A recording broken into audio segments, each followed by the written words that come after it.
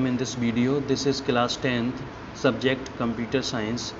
Today we are going to learn and read about internet layers. So let's start this video. यहाँ पर हम internet की कुछ layers पढ़ेंगे. ये थोड़ा सा पोर्शन इंटरनेट चैप्टर का ही है जिसे हम यहाँ पर पढ़ने जा रहे हैं. तो देखते हैं इंटरनेट की लेयर्स क्या होती हैं. फर्स्ट आपकी दी है application layer. It provides a way for application to have access to network services. It contains high level protocols. देखिए इस लेवल में क्या होता है, आपके कई एप्लीकेशंस होते हैं, प्रोवाइड कराए जाते हैं, जिनके माध्यम से हम नेटवर्क की जो सर्विसेज हैं उनको एक्सेस कर पाते हैं या चला पाते हैं. It contains high level protocols. इसमें बहुत से उच्च स्तर के प्रोटोकॉल्स होते हैं. प्रोटोकॉल्स हम सभी जानते हैं, कुछ विशेष नियम या लॉ होते हैं आपके कंप्यूटर की भाषा में, कंप्यूटर के लिए.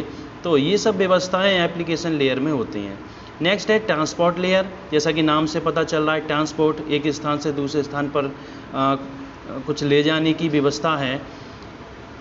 ये आई हो गया, सॉरी इट है यहाँ पर. It handles all error detection and recovery. देखिए इसका काम क्या है, जो इंटरनेट के माध्यम से वर्क हो रहे हैं, आपकी फाइल्स ट्रांसफ़र हो रही हैं, रिसीव हो रही हैं, तो उनके एरर्स, उनमें आने वाली कमियों को ये क्या करता है, डिटेक्ट करता है, पता लगाता है उनका और उनको ठीक करता है, रिकवर करता है.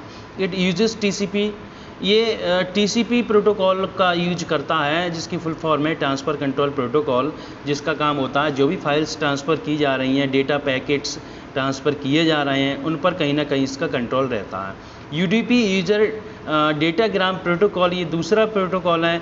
ये प्रोटोकॉल्स इसमें वर्क करते हैं. नीचे आपका internet layer. It is responsible for routing and delivery of data. देखिए इसका काम क्या है, इसकी जो जिम्मेदारी है वो रास्ते तैयार करना है डेटा को डिलीवर कराने के लिए. मान लिया मैंने यहाँ से कोई मेल भेजा, तो किसके पास मेल पहुँच रहा है, जिसके भी पास मेल पहुँच रहा है वो ठीक से सही से जो डेटा भेजा गया है वो डेटा उसी फॉर्म में उसके पास पहुँचे. तो ऐसी व्यवस्था इंटरनेट लेयर की होती है. It allows communication between devices. इसके साथ ही आपका जो ये लेयर है इंटरनेट लेयर, वो कम्युनिकेशन स्थापित करता है डिवाइसेस के बीच में, यानी कि संचार की व्यवस्था बनाता है दो डिवाइसेस के बीच जिनमें ट्रांसमिशन हो रहा है. आपका नेक्स्ट है network layer. It most important layer, सबसे महत्वपूर्ण है. It is responsible for all kind of communication. जितने भी कम्युनिकेशन होते हैं, जितने भी संचार होते हैं, जहाँ कहीं भी डेटा भेजा जा रहा है या प्राप्त किया जा रहा है, तो उस पर नियंत्रण रखने की जिम्मेदारी नेटवर्क लेयर की होती है. It is a combination of data link and physical layers of the OSI. देखिए इसमें क्या होता है, कॉम्बिनेशन रहता है डेटा लिंक का और फिजिकल लेयर्स. इसमें फिजिकल लेयर्स भी रहती हैं और ये जो है रेस्पॉन्सिबल है OSI, open system interconnection model भी हम इसको कह सकते हैं. ये OSI बेस होता है. तो कहने का मतलब ये नेटवर्क लेयर भी काफ़ी महत्वपूर्ण है, जो कहीं ना कहीं कम्युनिकेशन बनाने और आपका वर्क ठीक से हो उसके लिए जिम्मेदार होती है. नीचे कुछ स्ट्रक्चर्स दिए हैं जिन्हें आप अपनी नोटबुक पर बना लेंगे.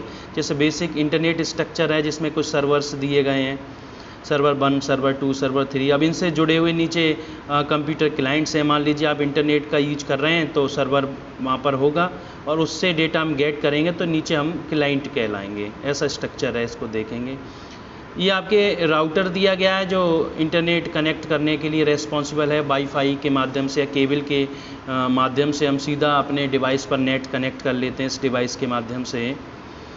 इसका वर्क और आपका मॉडेम जो होता है लगभग एक जैसा ही समझ लीजिए. नीचे कुछ कनेक्शंस दिए हैं, पहले मैंने पढ़ा दिए हैं कनेक्शंस. जैसे आपका डायल अप कनेक्शन होता है, लीज्ड लाइन होता है, तो कनेक्शन इसमें दिए गए हैं. जैसे कोई एक स्टेशन है, ऊपर सैटेलाइट से स्टेशन रिसीव कर रहा है, जैसे कि चित्र में दिखाया गया है. ये सैटेलाइट आपका है, इससे इस स्टेशन को सिग्नल मिल रहे हैं और ये केबल के माध्यम से मॉडेम से होता हुआ आपके सिस्टम को सिग्नल या इंटरनेट प्रोवाइड कराता है. नीचे कुछ प्राइवेट नेटवर्क दिए हैं, लीज लाइंस. सब में प्रोसेस लगभग एक जैसी होती है. एक स्टेशन से कह सकते हैं सिग्नल्स को रिसीव करना, इंटरनेट को रिसीव करना और उसका यूज करना. जैसे हेड ऑफिस यहाँ दिया गया है, ये हेड ऑफिस है जो सर्विस प्रोवाइड यहाँ से कराई जाती है दूसरे ऑफिस को. ठीक है, और कनेक्शंस के माध्यम से हम भी इसका यूज कर पाते हैं। नीचे कुछ ब्राउज़र्स के इमेज हैं, इन्हें हम बनाएंगे, याद करेंगे। ये आपका सर्च इंजन है गूगल सर्च इंजन, हम सभी जानते हैं इंफॉर्मेशन सर्च करने के लिए। नीचे आपका जो ईमेल आईडी है या आपकी वेबसाइट है, उसके कुछ पार्ट्स यहाँ पर बताए गए हैं। जैसे इसमें HTTPS लिखा होता है, ये प्रोटोकॉल कहलाता है। बीच में आपका होस्ट सर्वर है, ये होस्ट कहलाएगा, ये प्रोटोकॉल है। मोस्टली आपको कॉमनली ये देखने को मिलता है सभी वेबसाइट में। ये वे होता है आपको सर्वर तक पहुंचने का, और ये सब में अलग अलग रहता है। नीचे URL के बारे में बताया, क्या क्या URL में रहते हैं। जैसे आपका HTTPS soapexample.com लिख दी एक वेबसाइट, तो इसमें क्या है, डायरेक्टरी है, फाइल नेम है, ठीक है। इसमें आपके प्रोटोकॉल, सब domain, top level domain, path, page, parameters, ये सब चीज़ें इसमें रहती हैं। और नीचे एक चित्र में ये इंटरनेट का कनेक्शन बताया गया है, ये इंटरनेट है और ये दूसरे कंप्यूटर्स को प्रोवाइड हो रहा है। तो ये आपका टॉपिक था छोटा सा, जिसको मैंने एक्सप्लेन किया। आई होप आपको अच्छा लगा होगा। थैंक्स।